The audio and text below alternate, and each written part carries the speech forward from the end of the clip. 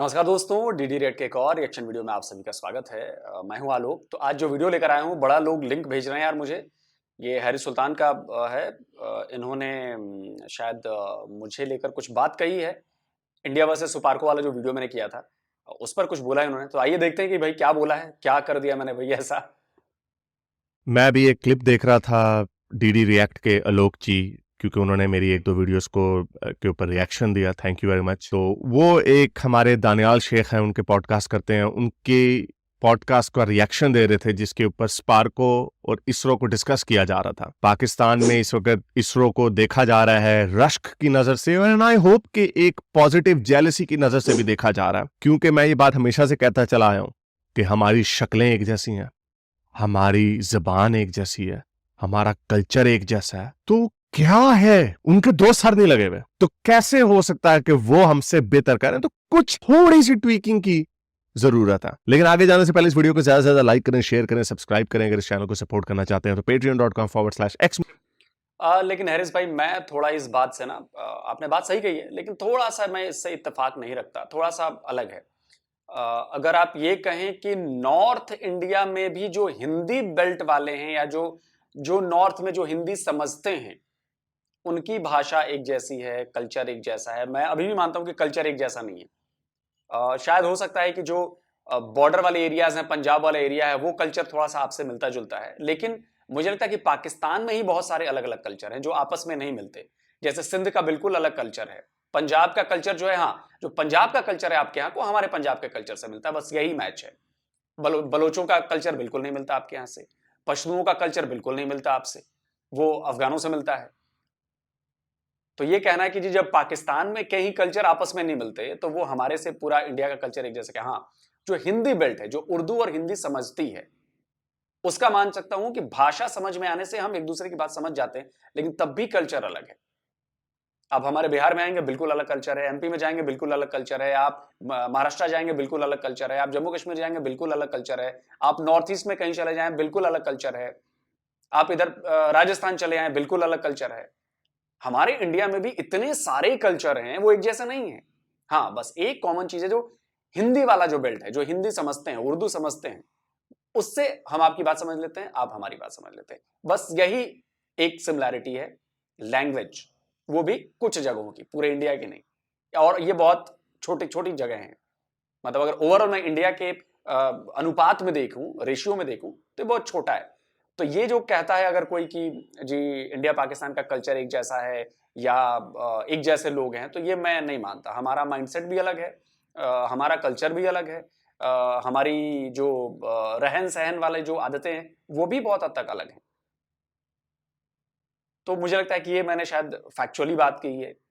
Bloch अलग, उनका culture अलग, पंजाब कल्चर अलग। पंजाब वाला कल्चर बस मिलता है, जैसे बलोचों का कल्चर हमसे नहीं मिलता, सिंधियों का कल्चर हमसे नहीं मिलता। सिंध वाले जो हैं, उनका कल्चर हमसे नहीं मिलता। हाँ, जो सिंध वाला इलाका जो हमसे सटा हुआ है, वहां पर वो कल्चर थोड़ा बहुत आपको मिल जाएगा। जैसे पंजाब वाला कल्चर पूरे पंजाब वाले में मिल जाएगा। लेकिन जैसे ही आप इससे बाहर आएंगे, कल्चर बदल जाता है। कुछ भी एक जैसा नहीं है। लैंग्वेज नहीं है। आप देखो, बलोचों की लैंग्वेज, सिंधियों की लैंग्वेज, पश्तूनों की लैंग्वेज और पंजाबियों की लैंग्वेज अलग अलग है। तो लैंग्वेज भी एक जैसी नहीं है। हाँ, कुछ हिस्सा एक है कि एक जैसा है। अब सारे अंग्रेजी बोलने वाले सबका कल्चर एक नहीं हो सकता ना, या सारे अंग्रेजी समझने वाले सबका कल्चर एक जैसा नहीं है। तो ये मैं कहना चाह रहा था, बुरा मत मानिएगा। मतलब ये मैंने फैक्चुअली बात कही कि नॉर्मली ये लोग बातों बातों में आप तो कह देते हैं आप लोग, लेकिन बेसिकली ये हकीकत में ऐसा नहीं है। बस हम जबान समझ लेते हैं एक दूसरे की, बस यही सिमिलैरिटी है, इसके अलावा नहीं। हाँ, दिखने में थोड़े से, लेकिन दिखने में भी मैं कहूंगा, आप जम्मू कश्मीर में जाएंगे, वहां के बंदे देख के अलग ही हैं। पंजाब में आएंगे, वहां के बंदे अलग ही हैं। आप राजस्थान में जाएंगे, वहां के बंदे बिल्कुल अलग हैं। साउथ में चले जाएंगे, उनके बंदे बिल्कुल अलग हैं। हमारे दिल्ली, एमपी, इधर यूपी में आ जाएंगे, बंदे आपको अलग मिलेंगे। मुस्लिम पर जाकर पेट्रन भी बन सकते हैं, या नीचे सुपर थैंक्स के बटन को दबा सकते हैं। लेकिन अगर कुछ नहीं कर सकते तो नीचे कमेंट्स में अपने ख्यालात का इजहार जरूर कर सकते हैं। तो चलते हैं आज की वीडियो की तरफ। तो आलोक जी से पहले मैं एक शिकवा कर लूं कि इन्होंने जब इस वीडियो को रिएक्शन दे रहे थे, तो उन्होंने एक बात दो दफा बोली कि दुश्मन मुल्क भी अगर हमारे बारे में हमारी तारीफ कर रहा है, तो इसका मतलब हम ये बात ठीक है कि आपको फख्र करना चाहिए अपनी टेक्नोलॉजी के ऊपर, आईटी सेक्टर के ऊपर और अब इसरो के ऊपर भी। You should be proud of yourself. लेकिन ये ऐसे है, वो एक मुहावरा है अंग्रेजी में कि humble in victory, gracious in defeat. तो थोड़ा सा हम्बल आप इसलिए रहें क्योंकि मैं एज अ पाकिस्तानी आपको ये बात कह रहा हूँ कि ये इस तरह की जबान इस्तेमाल करके कि वो दुश्मन है, और ये बात सच है आपकी, इसमें कोई गलत बात आपने नहीं की कि पाकिस्तानी इंडिया को अपना दुश्मन समझते हैं और और ये नफरतें हमने अपने बच्चों को बचपन से सिखाई हैं। लेकिन उसका रिजल्ट आप देख लें क्या निकला। और ये मैं इस बात को मैं मानता हूँ, अब से यानी कुछ सालों से जब मैं बड़ा होश संभाले तो मैं इस बात को समझता हूँ कि हमने सारी जंगें शुरू की, हमें एक उल्टा चूरन बेचा गया कि इंडिया हमें खा जाएगा, एनिमी है, बहुत बड़ा ताकतवर दुश्मन है वो, उसने कभी पाकिस्तान को वजूद को ये सारी बातें हमें झूठी सिखाई गई, हमें झूठी हिस्ट्री पढ़ाई गई। ये इस बात का मुझे एहसास है, बड़े अच्छे से एहसास है। लेकिन उसका नतीजा ये है कि मैंने अपनी आवाम को इस ब्रेन वॉशिंग से हमने निकालना, कोर्स करेक्शन कर दिया। तो हमें आप लोगों की भी थोड़ी सी हेल्प की जरूरत है, और हमें आपकी तरफ से धुतकार या नफरत या इस तरह की लैंग्वेज नहीं, हमें आपकी तरफ से अपनाइयत की जरूरत है। मैं मानता हूं, और ये मैं ऐसा पाकिस्तानी कह रहा हूं जिसको खुद मेरे अपने लोग मुझे बड़ा बुरा भला कहते हैं। तो ये माइनॉरिटी की आवाज है, लेकिन ये आवाज जरूर है। तो ये मेरा आपसे शिकवा है कि प्लीज इस तरह की चार्ज अप लैंग्वेज ना यूज करें। जब मैंने इसरो के ऊपर आखिरी वीडियो बनाई थी चंद्रयान के ऊपर, तो मुझे नीचे से इंडियन बहुत सारे पॉजिटिव कमेंट्स आ रहे थे कि ये हम एक ही लोग हैं, ये इसरो आपका भी इसरो है, वगैरह वगैरह। अगेन दीज आर ये वो एक ऑप्टिकल बातें होती हैं, इससे ये फील गुड होती हैं। मैं तो अपने चैनल की भी डायरेक्शन चेंज करना चाह रहा हूँ कि थोड़ी सी पॉजिटिविटी के ऊपर बातें हो, लोगों को करीब लाने की बातें हो। मैंने जो बातें कर दी थी बहुत सारी कर दी हैं मजहब के हवाले से वगैरह वगैरह। लेकिन आ जाते हैं अपने पाकिस्तान के ऊपर। स्पार्को, चलिए हारिस भाई, मुझे लगता है कि शायद आपने जो एक दो वीडियो अभी मेरी देख ली होगी जिस पर मैंने रिएक्ट किया, शायद उससे आपने मुझे जज कर लिया कि मैं हम्बल नहीं हूं, मैं हेट वाली भाषा का इस्तेमाल करता हूं थोड़ा सा। ऐसा मुझे लग रहा है कि ऐसा आपको फील हुआ। लेकिन यकीन मानिए, आप जब मेरे वीडियोस देखेंगे सारे तो आपको समझ में आएगा। दुश्मन वाले पॉइंट पे भी मैं आता हूं। अच्छा देखिए क्या लिखा है, if only sarcasm burn calories.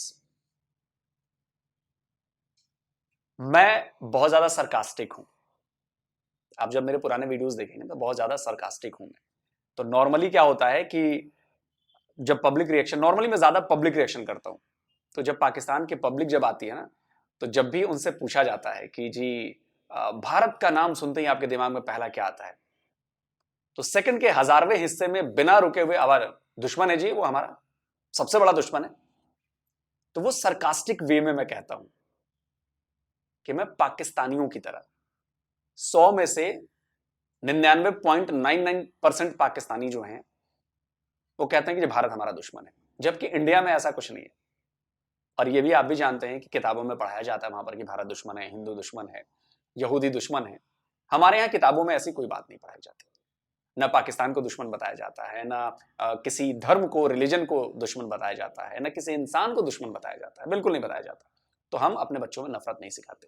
तो आपको ये लगा होगा कि जी मैंने नफरत वाली भाषा का इस्तेमाल किया, लेकिन वो मेरा सरकाजम था। और नॉर्मल ये होता है क्योंकि मुझे लगता है कि मैं पाकिस्तानियों की तरह बात करूं कि हर बार पाकिस्तानी कहते हैं जी भारत दुश्मन है, जी भारत अरे एक नंबर का दुश्मन है, उससे तो जंग रहेगी, उसके खिलाफ जिहाद होगा। तो मैं नॉर्मली इसलिए जब ये बात करते हैं ना, तो मैं नॉर्मली ये सरकाजम में बोलता हूं कि देखो दुश्मन मुल्क से भी तारीफ आ रही है। तो मैं वो जो सरकाजम है उस वे में बोलता हूं कि जी पाकिस्तानी हमेशा हमें दुश्मन बोलते रहते हैं, तो मैं उस सरकास्टिक वे में कहता हूं कि देखो भाई दुश्मन कहते हो ना, मतलब आप भी हमारे दुश्मन हुए, तो उस लिहाज से आप भी तारीफ कर रहे हो हमारी। तो इस लिहाज से मैंने बात कही हो, वरना मेरे दर्शक जानते हैं कि मैं कितना हम्बल हूं। आपको एक किस्सा सुनाता हूं। पाकिस्तानी एक दो यूट्यूबर्स थे, एक दो नहीं एक ही थे, एक कोई लाहौरी फाइट चैनल है, तो उन्होंने बिना किसी वजह से मुझे बहुत गालियां सुनाई, बहुत बहुत बहुत बहुत बहुत मुझे बोला, भला बुरा बोला, पता नहीं क्या क्या बोला। लेकिन तब भी जब मैंने उनके वीडियो का रिप्लाई वीडियो बनाया, तब भी मेरी जबान से गाली तो छोड़िए, वैसे कड़े शब्द, उतने बुरे शब्द नहीं निकले जिनको सुन के लगे कि मैं हेट फैला रहा हूं। हाँ, थोड़ा गुस्से में था, मैं नाराज था, क्योंकि बिना सबूत के बात करते हैं, आपको भी पता है पाकिस्तानी बिना सबूत के बात करते हैं। तब भी मैं हम्बल रहा। मैंने उनको कभी नहीं कहा कि जी उनके चैनल को रिपोर्ट कर दो या उनको अनसब्सक्राइब कर दो या जाके उनको सुनाओ, कभी नहीं कहा मैं बिल्कुल नहीं कहता। इतने सारे पाकिस्तानियों के जो प्रोपेगेंडा चैनल थे या गलत इंफॉर्मेशन फैलाते थे, उनके खिलाफ भी मैंने वीडियोस बनाए, फैक्ट के साथ वीडियोस बनाए। उसमें भी कभी मैंने बदतमीजी नहीं की। मैंने हमेशा मैं हम्बल रहता हूं, मैं हम्बल ही हूं। तो इसके लिए अगर आपको बात बुरी लगी हो तो माफी चाहूंगा। मुझे लगता है कि आपको शायद गलत कन्वे हो गया, आपने उस एक आध वीडियो को देख लिया, आपको लगा कि अरे यार ये तो वैसी भाषा का इस्तेमाल कर रहा है, लेकिन बिल्कुल नहीं, वो सरकाजम था मेरा। नॉर्मली मैं ऐसे ही पाकिस्तानियों के ऊपर सरकास्टिक वे में जवाब देता रहता हूँ, तो इसलिए वो बात थी। बाकी ऐसा कुछ नहीं है कि मैं खराब लैंग्वेज का इस्तेमाल करता हूँ या हेट फैलाता हूँ या क्या कहूँ मैं कि अग्रेसिव भाषा का इस्तेमाल करता हूँ। हाँ, कभी कभी गुस्सा आता है तो मैं, लेकिन गुस्सा भी मेरा फैक्ट के साथ निकलता है। मैं फैक्ट बता के गुस्सा करता हूँ, देखो तुम ये कह रहे हो लेकिन असली सच्चाई है। तो इस तरह वाला अग्रेसिवनेस मेरी निकलती है, ऐसा गुस्सा निकलता है। लेकिन तब भी मैं बदतमीज नहीं होता। हाँ, जब कभी बहुत एक आध वीडियो में सामने वाले ने बदतमीजी की सारी इंतहा तोड़ दी है, तब मुझे गुस्सा आ जाता है। तो आवाज मेरी थोड़ी तेज हो जाती है, गुस्सा आपको झलकने लगता है मेरे चेहरे से, तो मैं तू तड़ाक पे आ जाता हूं, इससे ऊपर नहीं बोलता। तू तड़ाक पे आता हूं कि तू क्या कर रहा है, तू तो बेवकूफ है, तू तो ऐसा है, बस यही इस तरह का करता हूं। लेकिन ये बिल्कुल नहीं है। थोड़ी सी गलतफहमी हुई है आपको, बस और कुछ नहीं। का दानियल शेख ने एक एक्सपर्ट को बिठाया हुआ था, वो बता रहे थे कि 1962 में हमने स्पार्को की बुनियाद रखी, और ये इससे पता चलता है कि पाकिस्तान के बनने के सिर्फ 15 साल बाद पाकिस्तान की क्या डायरेक्शन थी। विद इन 15 ईयर्स उस वक्त पाकिस्तान कंफर्टेबली अमेरिकन कैंप में जा चुका था, नासा से हमारे साइंटिस्ट को ट्रेन किया जा रहा था। बड़ा विजन था, विजन ये था कि हम आगे, यानी इंडिया वाकई जो हमसे थोड़ा बड़ा था। कहीं पे पढ़ रहा था कि इंडियन स्पेस एजेंसी 11 मंथ बाद हुई थी। इसरो का नाम चेंज बना, वो ऑर्गेनाइजेशनल चेंज था, वो बाद में आगे जाके 68 69 में हुआ। हैविंग सेड दैट, पाकिस्तान का उस वक्त बड़ा विजन था कि हमने स्पेस पे जाना है, space the next frontier. 60s में क्योंकि लोग चांद पे जाने की तैयारियां कर रहे थे और ये फैशन था, तो बड़ा गोल था, बड़ा अचीवमेंट थी। ठीक है, हम अगर इतना बड़े नहीं, हम चांद पे नहीं जा सकते। बहुत सारे मुल्क हैं, यूरोपियन स्पेस एजेंसी मिलके वो काम करते हैं, ऑस्ट्रेलिया की कोई स्पेस एजेंसी छोटी सी है, बाकी you don't have to compete with the top. आपको अपनी चादर देख के पैर फैलाना चाहिए, लेकिन विजन बड़ा होना चाहिए। हमारा वो विजन था, लेकिन आहिस्ता आहिस्ता 65 की वॉर होती है। 65 से पहले इंडिया पाकिस्तान के लोग आते जाते थे, लोग कोई बड़ा आराम से वीजा होता था, सुना है कनाडा अमेरिका की तरह का काम था। आहिस्ता आहिस्ता काम खराब होता रहा, 65 हुआ, फिर उसके बाद 6 साल बाद 71 हो गया, फिर अफगान जहाज शुरू हो गया 79 में, और फिर ज़ियाउल हक यहाँ पे आ गया। पॉलिटिकल स्टेबिलिटी नहीं आई और बद से बदतर होते गए, हम नीचे की तरफ जाते रहे। इंडिया भी स्टडी था उस वक्त, इतनी तेजी से उसकी परवान नहीं उपजा रही थी, because they also had ideological issues कि हमने सोशल स्टेट रहना है, ओपन फ्री मार्केट जाना है, नहीं जाना। बट एनीवे, उनकी अगर ग्रोथ एक्सपोनेंशियल नहीं हुई, but they contained with in themselves. फिर 90s आती हैं और फिर 2000s turn off the century आती है, और इंडिया का ग्राफ ऐसे ऊपर जाता है, और हमारा अफसोस ही होता है, बद से बदतर ही होता रहा। ये कहाँ से हम स्पेस के ख्वाब देख रहे थे और कहाँ से हम फिर दहशतगर्दी में गए, तालिबानों के अंदर घुसे, उधर कश्मीर में जहाद भेजा, एक्सपोर्ट किया। ये थी हमारी कॉन्ट्रीब्यूशंस। आवाम से आज पूछ लें, आवाम को मजहब का चूरन बेचा जाता। इंडिया में एस्ट्रोफिजिक्स फिजिसिस्ट पैदा हो रहे हैं, डॉक्टर्स और इंजीनियर्स पैदा हो रहे हैं। इवन के पाकिस्तान में भी 60s और 70s में डॉक्टर्स और इंजीनियर्स एक्सपोर्ट हम करते थे, अभी भी शायद करते हैं, लेकिन क्योंकि रेशियो प्रोपोर्शन खराब होता जा रहा है, क्योंकि 2 करोड़ बच्चे तो हमारे स्कूलों से बाहर है। और दूसरी तरफ क्या, अभी पिछले साल की खबर थी कि हमने 10 लाख हाफिज कुरान पैदा किए हैं। अब इन हाफिज कुरान इन्होंने क्या रॉकेट बनाने हैं, क्या इन्होंने दिल गुर्दों के ऑपरेशन करने हैं, क्या इन्होंने गाड़ियां, नई इलेक्ट्रॉनिक कार्स बनानी है, क्या करना है इन्होंने? ये वर्च्यू बना के बेचा जाता। मैं आपको भी बता दूं, हम बड़ी बात करते हैं जी इंडिया में रेडिकल हिंदुइज्म फैल रहा है वगैरह। I think this is all BS. यानी इतनी छोटी उसकी प्रोपोर्शन है कि दिस इज न्यूसेंस। के उधर तो नहीं इसको सेलिब्रेट, उधर तो अगर ये प्रमोट करना शुरू हो जाए कि हमने रामायण महाभारत के बच्चों को रट्टे लगवाने स्कूल से हटा के, नहीं, साइंस और एजुकेशन इतनी इंपॉर्टेंट नहीं है जितनी ये महाभारत या रामायण के रट्टे मरवाना है उनको बच्चों को। हमने तोते पैदा किए हैं, और हर साल ये वर्ल्ड रिकॉर्ड आया था, मुझे याद नहीं, शायद गिनीज बुक को वर्ल्ड रिकॉर्ड में खबर बनी थी कि 10 लाख हाफिज कुरान हमने एक साल में पैदा किए। इमेजिन करें अगर। हरीश भाई, एक चीज है कि देखिए, रामायण महाभारत के ना हम रट्टे नहीं लगवाते। रामायण महाभारत रट्टे वाली चीज भी नहीं है। रामायण महाभारत समझने वाली चीज है, और वो हम समझते हैं। ऐसा नहीं है कि हमारे घरों में पढ़ाई नहीं जाती, हम पढ़ते हैं। कोई जोर जबरदस्ती नहीं है, हम पढ़ते हैं लेकिन, और हम पढ़ते नहीं है कि रट्टा मार के बस करते रहे, नहीं, हम उस चीज को समझते हैं कि उसमें बताया क्या जा रहा है, किस तरह से अच्छाई जो है हर बुराई को मार सकती है, किस तरह से अच्छाई आपको एक अच्छा इंसान बना सकती है, उसके एग्जाम्पल सेट किए हुए हैं रामायण महाभारत में। और इतनी सारी कहानियां हैं, इतनी सारी शिक्षा है, एजुकेशन है, जिससे वो हमें एक बेहतर इंसान बनाती है। रामायण महाभारत पढ़ के कोई टेररिस्ट नहीं बनता, रामायण महाभारत पढ़ के कोई उग्रवादी नहीं बन जाता। रामायण महाभारत गीता पढ़ के, गीता महाभारत का ही एक अंश है, उसी में से गीता निकली है, तो उससे हम इंसान बनते हैं, फोकस क्लियर हो जाता है हमारा। आप मेरा पॉइंट शायद समझ रहे होंगे, सब क्लियर है। अब कोई भी चीज उसमें ऐसी नहीं है जो दुनिया में टेररिज्म को बढ़ा दे। शायद आप मेरे पॉइंट से अग्री करेंगे, नहीं भी करेंगे तो कोई प्रॉब्लम नहीं है, लेकिन मेरे पॉइंट से अग्री करेंगे, कभी इस लिहाज से भी सोचिएगा। 1 लाख हमने बायोलॉजिस्ट और फिजिसिस्ट पैदा कर दिए होते तो कितना कितना बड़ा फर्क पड़ना था। प्रवेश हुदबॉय कहते हैं कि यहाँ पर फिजिक्स की पीएचडी इस बात पे दी जाती है कि कुरान के अंदर साइंस है, इसके ऊपर पीएचडी मिलती है। तो जाहिर बात है इसका फिर यही नतीजा निकलना था कि जो निकल रहा। मैं फिर ये इसको पिट नहीं कर रहा कि पाकिस्तान की स्पार्को किधर है, इंडिया की इसो किधर। Of course they are far bigger, उनका बजट बड़ा है, उनकी हर जगह पे, और जितने भी कंट्रीज जब ऊपर जाते हैं तो उनका स्पेस एजेंसी भी ऊपर जाती है, सोवियत यूनियन भी, अमेरिका भी, और आप चाहे चाइना का भी, और अब obviously India is going to be the second largest economy in the world. तो जाहिर बात है उनका फिर स्पेस का बजट भी नासा से बड़ा होगा अगर उनकी इकोनॉमी अमेरिका से बड़ी होगी। तो मुझे तो अब तो मैं, हालांकि जितने लोग मुझे जानते हैं, लोगों ने हमेशा मुझे ऑप्टिमिस्टिक किस्म का बंदा ही समझा, लेकिन बड़ा मुझे तो एक तरीके की मायूसी होती है। ये जेलसी उस तरह की नहीं है कि देखो यार वो हम क्यों पीछे रह गए। ये ऐसा नहीं है कि अगर आप इंडिया पाकिस्तान का क्रिकेट का मैच हुआ है तो आपको आप थोड़ा सा गमगीन होते हैं, फिर कहते हैं नहीं हम बेहतर हो जाएंगे, क्योंकि उसमें भी चलें, उसमें तो बेहतरी का चांस है ना। इधर तो बेहतरी का चांस नजर ही नहीं आ रहा दूर दूर तक। कहीं पे हमारी डायरेक्शन ही सही नहीं हो रही, कहीं ना कहीं तो खराबी है कि हर तरफ हम तनज़ुली का शिकार है।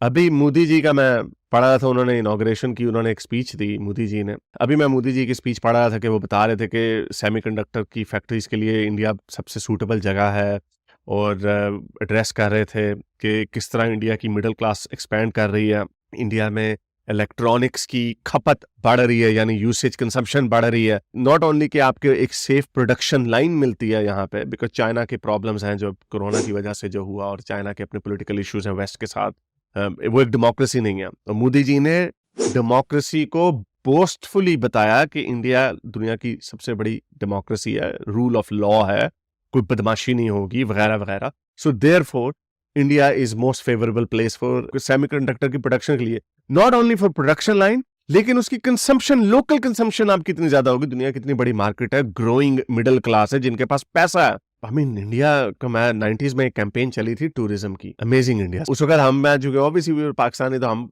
पिट करते थे, कंपेयर करते थे अपने आप को उनसे, नहीं नहीं आप नहीं ये वो, और ज्यादा से ज्यादा हमें क्या मिलता था, एस्थेटिकली क्या मिल जाता था, उनके पास इतने मिसाइल हैं, हमारे पास भी इतने मिसाइल हैं। वो शायद अमेजिंग इंडिया नहीं थी, इनक्रेडिबल इंडिया थी, और वो तब हम बच्चे थे, और एक से एक ऐड बने उसके इनक्रेडिबल इंडिया के। बाद में शायद उसका सेकंड पार्ट भी आया, अभी हाल ही में कुछ साल पहले आया था, बड़ा जबरदस्त हुआ। और हमने, आपको पता है कि टूरिज्म में हमने बहुत, टूरिज्म की इंडस्ट्री हमारी बहुत बड़ी है। तो ये सब वही विजन का नतीजा है कि हमने उस वक्त सोचा कि हम ऐसा करेंगे, आज उसके रिजल्ट्स दिख रहे हैं। और हमारी टीम के पास ये है, उनकी टीम के पास ये है, लेकिन जो बीनीथ द सरफेस जो काम होने लगा था साइंस एंड टेक्नोलॉजी में, स्पेस में, इकोनॉमी में, फ्री मार्केट में, एग्रीकल्चर की R&D में, वो जो काम उस वक्त की बुनियादें रखी जा रही थी या काम शुरू होने लगा था, उसका रिजल्ट आज हमें नजर आ रहा है। और फिर मैं ये कहूंगा, हम 90s में यहाँ पे हम पॉलिटिकल म्यूजिकल चेयर्स खेलते रहे, कौन वजीर आजम बनेगा, कौन इसका फैसला कौन करता था, तो जाहिर बात है यही रिजल्ट निकलना था। फिर उसके बाद मुशर्रफ आ जाता है, फिर डेमोक्रेसी पीछे चली जाती है। ये जो, अगर पाकिस्तानियों को मैं फिर ये कहूँ कि इसमें हमें सबक सीखना चाहिए, जेलस नहीं होना चाहिए। हमें सबक ये सीखना चाहिए कि मुल्कों की तकदीर बदलने में 2-3 दहाइयां लग जाती हैं, 10, 20, 30 साल लग जाते हैं। इंडिया ने जो काम ओपन मार्केट शुरू की 90s में, फिर 2000s में हमें नजर आना शुरू हुआ, 2010s में, और अब 2020s में आपको सही तरीके से नजर आ रहा है कि वो किस तरह ऊपर की तरफ जा रहे हैं, पूरी दुनिया उनकी रिस्पेक्ट करती है। बाइडेन मोदी जी से मिलते हैं, जी थैंक यू, आपने हमारी इतनी जॉब्स बोइंग में बचा ली, इतना बड़ा ऑर्डर आपने दे दिया, हम क्या दे सकते हैं। तो जाहिर बात है उन्होंने हमारी खे सुननी है, उन्होंने कख हमें लिफ्ट करानी है। तो हमें अपनी डायरेक्शंस अभी अगर हम ठीक करेंगे तो 2040 में हमें उसके रिजल्ट्स नजर आना शुरू होंगे। लेकिन मुझे अभी तक अपनी डायरेक्शन सही होते नजर नहीं आ रही। अभी तक हमारी पॉलिटिकल मनूवरिंग हो रही है, डेमोक्रेसी को पनपने नहीं दिया जा रहा। जब तक आप अपनी फाउंडेशंस ठीक नहीं करेंगे, एक तो हमारी पहली फाउंडेशंस गलत है, तब तक क्या होगा। तो बड़ी सॉरी, आज की थोड़ी डिप्रेसिंग वीडियो थी। हमारे जैसे लोगों के भी चैनल्स ब्लॉक किए हुए जो कि दुखते दिल से लेकिन सच्चे दिल से अपने लोगों को नई सोच देना चाह रहे हैं कि आगे बढ़े आप, ये छोड़ें ये दुश्मनियों को, ये छोड़ें ये हमने गजवा हिंद करना है, इस्लाम का झंडा लहराना है, पाकिस्तान इस्लाम का किला है, छोड़ें इन बातों को, कुछ नहीं रखा इनमें। हम ये सोच देने की कोशिश कर रहे हैं कि आगे जाके हमारे बच्चे आज जो बढ़ रहे हैं उनकी सोच शायद आगे चली जाए, लेकिन हमारी आवाज़ों को भी बंद किया हुआ है, हमारे भी चैनल्स ब्लॉक किए हुए हैं। उम्मीद करता हूँ आज की वीडियो आपको पसंद आई होगी। इसको लाइक करें, शेयर करें, सब्सक्राइब करें। इस चैनल को सपोर्ट करना चाहते हैं तो चलिए दोस्तों, वीडियो खत्म हो गई। तो बाकी तो मैंने जो शिकवा था इनका वो मैंने दूर कर दिया हैरिस सुल्तान भाई का। और बाकी ये बात बिल्कुल सही है। देखिए, सारा खेल विजन का है, सब कुछ विजन के मुताबिक चलना चाहिए। विजन होगा तब काम होगा। हमारे यहाँ इतनी पंचवर्षीय योजनाएं बनी, ठीक है 100% कामयाब नहीं हुई, लेकिन कम से कम हम बना रहे थे, हम प्लान कर रहे थे, उसको एग्जीक्यूट कर रहे थे। 20% हुआ, 30% हुआ, अगली 40% हुई, उसके अगली 50% हुई। उसका नतीजा है कि आज हम कहाँ हैं। और आपने सेमीकंडक्टर की बात की, तो सेमीकंडक्टर में मेरे हिसाब से हम थोड़ा लेट हो गए हैं, थोड़ा नहीं बहुत ज्यादा लेट हो गए हैं, लेकिन कहते हैं ना देर आए दुरुस्त आए। तो अब मुझे लगता है कि हमने राह सही पकड़ ली। हालांकि अभी जो वेदांता और फॉक्सकॉन के बीच एक डील हुई थी $20 बिलियन की, वो डील कैंसिल कर दी गई क्योंकि वेदांता में और दोनों में पटी नहीं, कुछ बात बनी नहीं। उसके अलावा फॉक्सकॉन ने कहा है कि जी हम इंडिया में इन्वेस्ट करेंगे, हम इंडिया में चिप इंडस्ट्री में, सेमीकंडक्टर इंडस्ट्री में $1 बिलियन लगाएंगे। जो फॉक्सकॉन के मालिक हैं उन्होंने भी ये बात कही कि भी हम हैं, हम करेंगे यहाँ पे और हम खुद लगाएंगे अपनी फैक्ट्री, वो सारी चीजें वो लगेंगी। अभी जो AMD है, AMD दुनिया की बहुत बड़ी कंपनी है, ताइवानीज कंपनी है, उन्होंने कहा है कि हम निवेश करने जा रहे हैं, शायद 700 या 800 मिलियन डॉलर्स का इन्वेस्टमेंट फर्स्ट फेज में होगा। तो ये कोई छोटी मोटी बात नहीं है।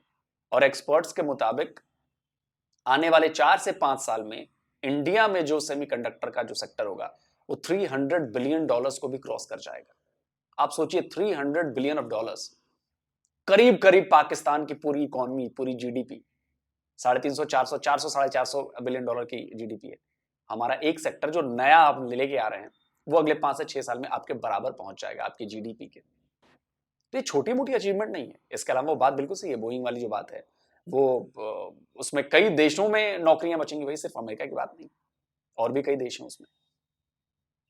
अब भाई 500 जहाज जो है वो टाटा खरीदने जा रहा है, 500 जहाज इंडिगो खरीदने जा रहा है, और भी कई सारी एयरलाइंस जो जहाज खरीदने जाने, शायद 1500 जहाज खरीदे जाने अगले 10 साल में, 10, 12, 15 साल में। सोचिए 1500 जहाज। इसके अलावा डिफेंस की बात नहीं कर रहा मैं, ये कमर्शियल सिविल एविएशन की बात कर रहा हूं। तो जाहिर सी बात है। और इसरो तो अभी और भी बहुत कुछ करने वाला है। इसरो के जो मिशन अभी आने वाले हैं, एस्ट्रोनॉट्स आने वाले हैं, हमारे मैन्ड मिशन होने हैं, अनमैन्ड मिशन होने हैं, मार्स पर फिर से हम जाने वाले हैं, वीनस पर जाने वाले हैं, सन पर जाने वाले हैं, स्पेस स्टेशन भी बनाने वाले हैं। हम अपना स्पेस स्टेशन बनाने का प्लान कर रहे हैं और काम चल रहा है उस पर। यकीन मानिए अगले कुछ सालों में आपको नजर आ जाएगा कि स्पेस स्टेशन बनाना हमने शुरू कर दिया। तो ये भी बहुत बड़ी बात है। तो आप लोग बताइएगा मेरा रिप्लाई कैसा लगा और बातें मेरी कैसी लगी, कमेंट में जरूर बताएं। जल्दी मिलता हूं एक और नए वीडियो के साथ। नमस्कार, जय हिंद।